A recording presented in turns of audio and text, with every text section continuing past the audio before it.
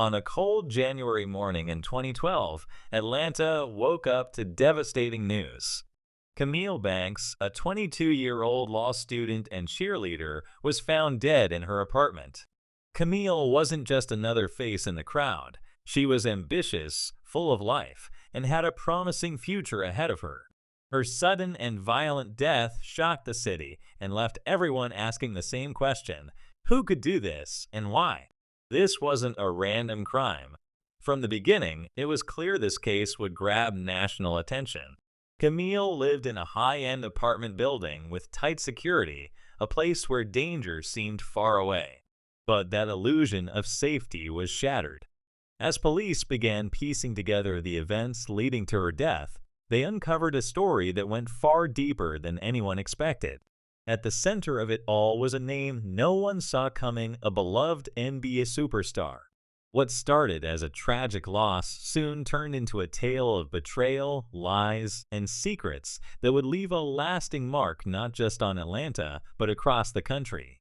The tragic story truly began when Camille's best friend, Alyssa Green, grew worried after not hearing from her.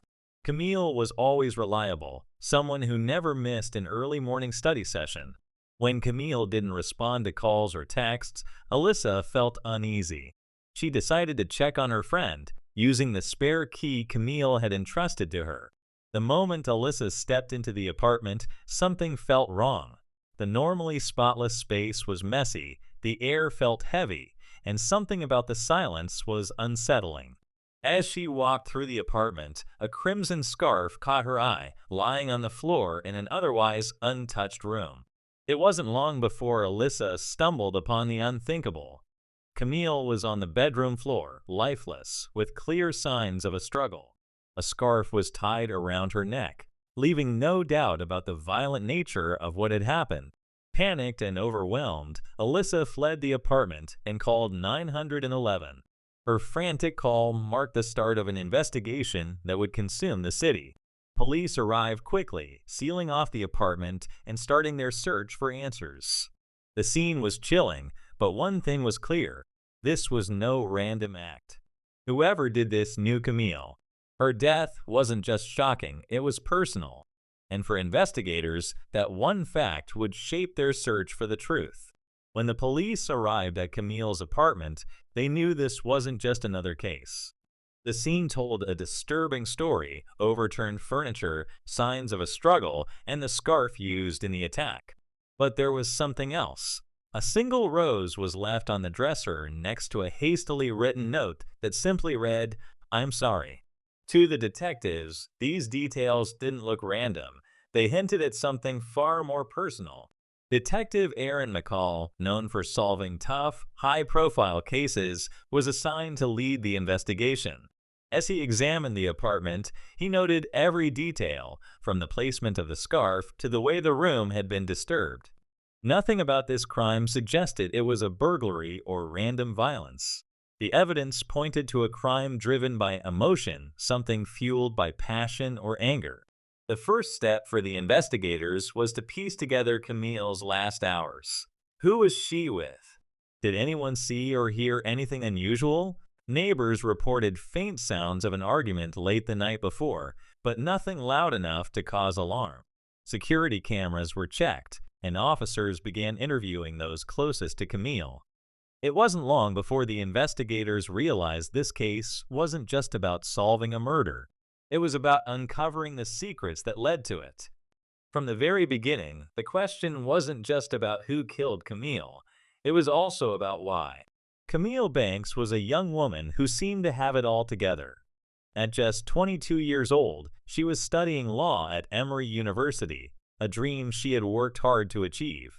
Camille was known for her determination and focus, balancing the demands of her studies with her role as a professional cheerleader.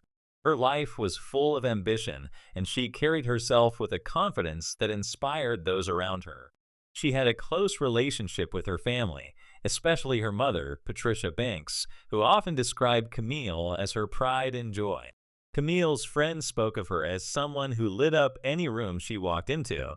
Whether it was her contagious energy or her sharp wit, she left a lasting impression on everyone she met. But Camille's life wasn't without challenges.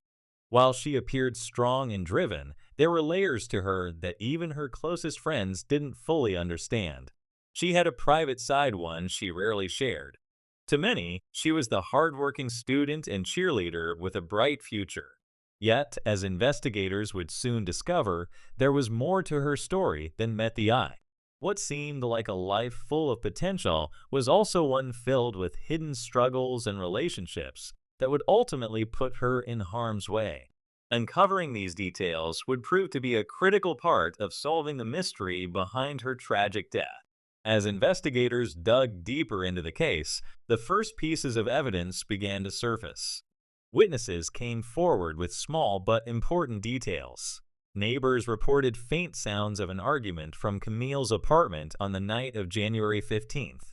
While no one could identify the voices, it gave the police a critical timeline to work with. The apartment building's security cameras were reviewed, and a significant lead quickly emerged. At 10:42 p.m., grainy footage showed a tall man entering Camille's building. His face was obscured by a hood, but his athletic build and confident stride caught the attention of the detectives. The timing of his arrival matched the estimated window of Camille's death. Forensic evidence from the scene added another layer to the investigation. The silk scarf used in the attack bore traces of DNA, and faint fingerprints were found on the rose left on the dresser. Every clue seemed to point to someone Camille knew. This was not the work of a stranger. The more evidence they collected, the clearer it became that Camille's death wasn't random or accidental.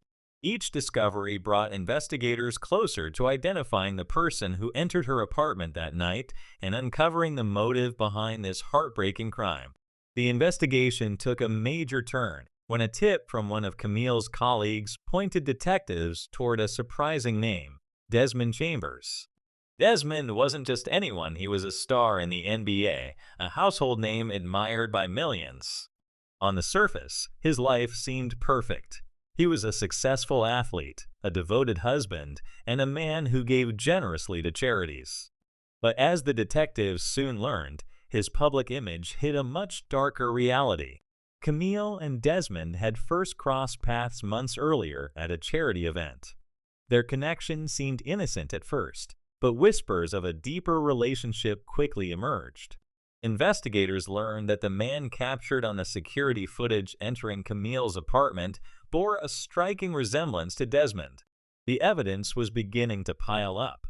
Desmond's high-profile status made him an unlikely suspect in the eyes of the public, but for the detectives, his connection to Camille and the timing of his presence at her apartment couldn't be ignored. The case against him was just starting to build, and the secrets of their relationship were about to come to light. Desmond Chambers was the kind of man people admired. At 27 years old, he had reached the pinnacle of his career. Known for his talent on the court and his charisma off it, he was a fan favorite and a media darling. His image as a loving husband and generous philanthropist made him seem untouchable. But behind the polished facade, cracks in his perfect life were beginning to show. Desmond's marriage to Mia Chambers was often described as picture perfect. Mia wasn't just his wife, she was also his business partner, managing his endorsements and shaping his public image. Together, they built a brand that inspired admiration and trust. However, those close to the couple noticed subtle changes in Desmond.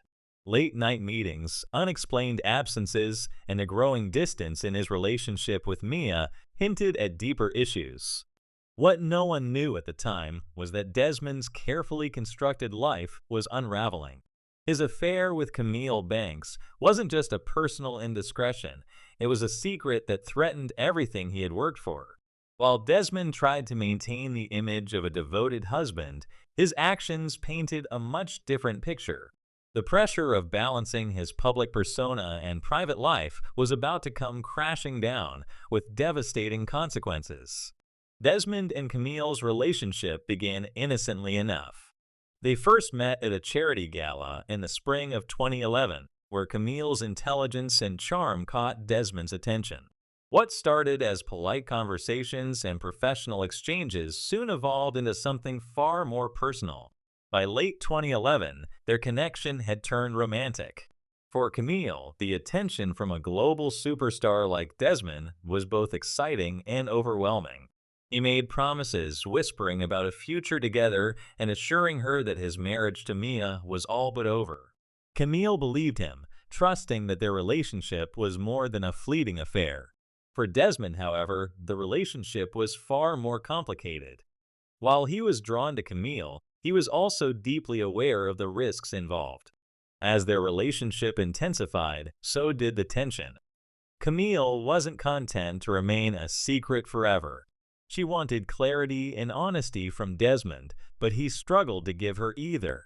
The weight of their affair, coupled with Desmond's refusal to commit fully, began to strain their relationship. What had once felt thrilling now carried the burden of secrecy, lies, and unmet expectations. By the end of 2011, it was clear that the affair couldn't continue without consequences. Camille, a woman of ambition and integrity, refused to stay hidden in the shadows. She wanted answers, and her growing frustration would set the stage for a confrontation that neither of them could avoid. January 15, 2012, marked the final chapter in Camille's life. That evening, Desmond arrived at her apartment, and the tension between them reached its breaking point. Neighbors later reported hearing the sounds of a heated argument, voices raised, muffled shouts, and what sounded like furniture being moved. It was clear this was no ordinary conversation. Inside the apartment, emotions ran high. Camille, determined to take control of her life, confronted Desmond with the evidence of their relationship. She demanded honesty, laying out her frustrations and her plans to expose their affair if he didn't come clean. Camille's defiance only added to Desmond's agitation. For him, the stakes were enormous. His career, his marriage, and his public image were all hanging by a thread. The argument quickly escalated. Words turned into shouts, and then into a physical struggle. What exactly happened in those final moments remains unclear, but the result was devastating. By the time the apartment fell silent, Camille's life had been tragically cut short. When Desmond left her apartment that night, he walked out of the building without anyone stopping him. The security cameras captured his departure, but no one could have imagined the horror that had just taken place inside. What started as a confrontation fueled by anger and desperation ended in an irreversible act that would change everything. As the investigation moved forward, detectives began connecting the dots.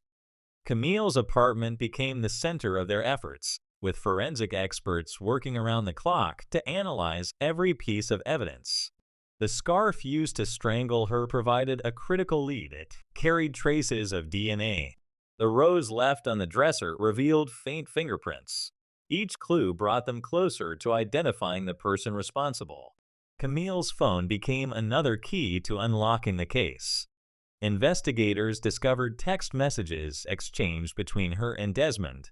The messages revealed a tumultuous relationship, with Camille expressing frustration and fear, while Desmond's responses alternated between pleading apologies and attempts to control the situation. These messages painted a clear picture of their growing conflict in the weeks leading up to her death. Further evidence came from Desmond himself. His initial alibi, claiming he was at a private meeting during the time of the crime, began to crumble. When questioned, neither his agent nor hotel staff could confirm his presence. Surveillance footage from Camille's building placed him at the scene, and witness testimonies from neighbors only added to the case against him. Detectives were beginning to see the full picture. This wasn't a random act of violence, but a calculated attempt to silence Camille. The mounting evidence made it clear that Desmond's carefully crafted image was unraveling, and the truth about what happened that night was coming to light. By early 2013, the case against Desmond Chambers was ready to go to trial, and the courtroom became the focus of national attention. Fans of the basketball star were stunned as details of his affair with Camille and the events surrounding her death came to light. The once beloved athlete now faced the harsh scrutiny of the public and the law. The prosecution, led by Assistant District Attorney Marcy White, built a strong case against Desmond. She presented the forensic evidence, text messages, and surveillance footage, arguing that Desmond had acted out of desperation and fear of losing everything he had built: his career, his marriage, and his reputation. The prosecution emphasized that Camille's death was not an accident, but the result of a deliberate and violent act. Desmond's defense team, led by high-profile attorney Stephen Lang, argued that Camille's death was a tragic accident. They claimed the argument between Desmond and Camille had spiraled out of control during an emotionally charged encounter. Lang attempted to cast doubt on the prosecution's narrative, focusing on Desmond's clean record and his public image as a family-oriented man. Throughout the trial, Desmond maintained his composure, rarely showing emotion.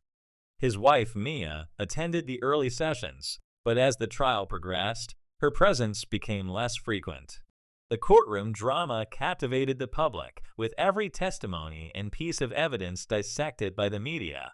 The trial wasn't just about determining Desmond's guilt, it became a larger conversation about power, privilege, and the dangerous consequences of unchecked ambition.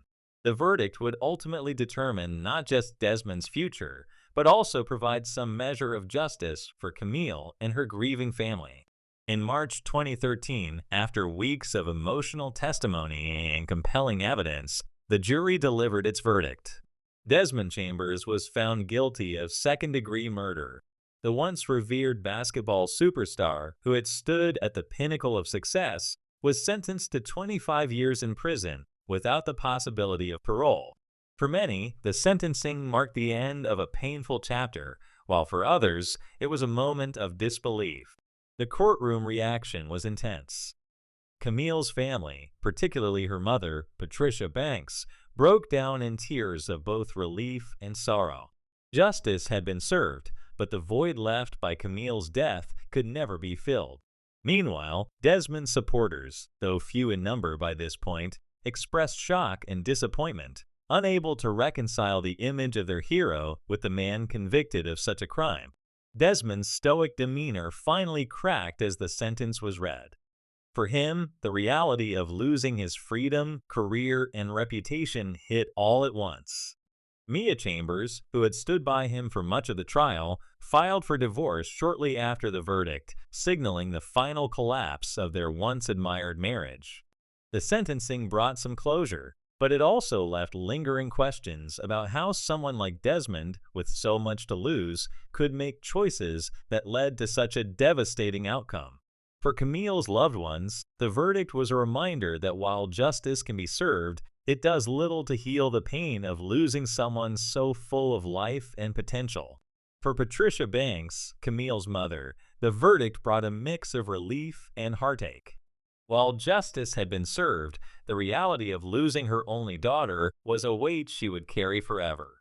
Camille had been her pride, her hope, and the center of her dreams for the future. Now, Patricia had to find a way to channel her grief into something meaningful. In late 2013, Patricia founded the Camille Banks Foundation. Its mission was to support young women in toxic or manipulative relationships and to raise awareness about the dangers of power imbalances. Through workshops, counseling services, and educational campaigns, Patricia worked tirelessly to ensure that no woman would feel as alone or powerless as Camille had in her final days. The foundation quickly gained momentum, attracting volunteers and supporters who were inspired by Camille's story. Events honoring Camille's memory brought communities together, with many sharing their own stories of overcoming abusive relationships. Patricia's determination turned her personal tragedy into a platform for hope and change. By 2014, the foundation had expanded its reach, offering nationwide resources and partnering with other organizations. Patricia often spoke at events, sharing her daughter's story not only as a cautionary tale, but as a symbol of resilience. Through her efforts, Camille's legacy became one of empowerment and awareness, ensuring her voice would continue For Desmond Chambers, the reality of prison life was a stark contrast to the luxury and fame he once enjoyed. Gone were the adoring fans, the multi-million-dollar endorsements, and the glamorous lifestyle. Instead, his days were now defined by confinement, routine, and reflection. In the solitude of his prison cell, Desmond grappled with the choices that had led to his downfall.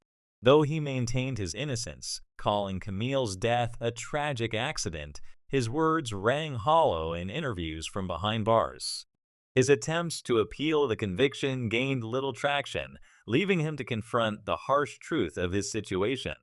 For someone who had always been in control, the loss of freedom was a crushing blow.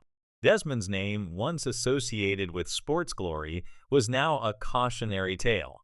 His accolades, championship rings, MVP trophies, and career highlights faded into the background, overshadowed by the scandal that defined his legacy. The world moved on, with new stars taking his place, and his story becoming little more than a footnote. While Desmond lived in isolation, the impact of his actions reverberated beyond the prison walls. Camille's memory and the work of her foundation stood in stark contrast to Desmond's fall from grace. Where she became a symbol of strength and advocacy, he remained a figure of regret, a reminder of the devastating consequences of unchecked ambition and betrayal. For Mia Chambers, the trial and its aftermath marked the beginning of a profound transformation. Once known as the poised and supportive wife of a basketball superstar, Mia was thrust into a whirlwind of betrayal, public scrutiny, and personal devastation. The man she had built a life and brand with was now a convicted murderer, and her future no longer included him. Shortly after Desmond's conviction, Mia filed for divorce, distancing herself from the scandal and the man who had shattered her trust.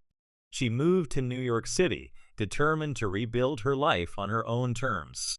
Using her share of the couple's assets, Mia embarked on a new journey as a motivational speaker and entrepreneur. By 2015, Mia had established herself as a voice of resilience and empowerment. Her speeches, centered on themes of overcoming betrayal and finding strength in adversity, resonated with audiences, particularly women who had faced similar struggles. Her first book, Breaking the Chains of Betrayal, became a bestseller, solidifying her new identity as a leader and advocate. Mia's journey didn't stop there. She partnered with the Camille Banks Foundation, using her platform to amplify its mission. Together with Patricia Banks, she worked to raise awareness about toxic relationships and the importance of self-worth. Their collaboration became a powerful symbol of healing and unity, showing that even in the face of unimaginable pain, there is a way to move forward. Through her reinvention, Mia turned her story of heartbreak into one of hope and empowerment. Her ability to rise from the shadows of betrayal and tragedy inspired countless others, proving that life after devastation is not only possible, but can also be meaningful and transformative.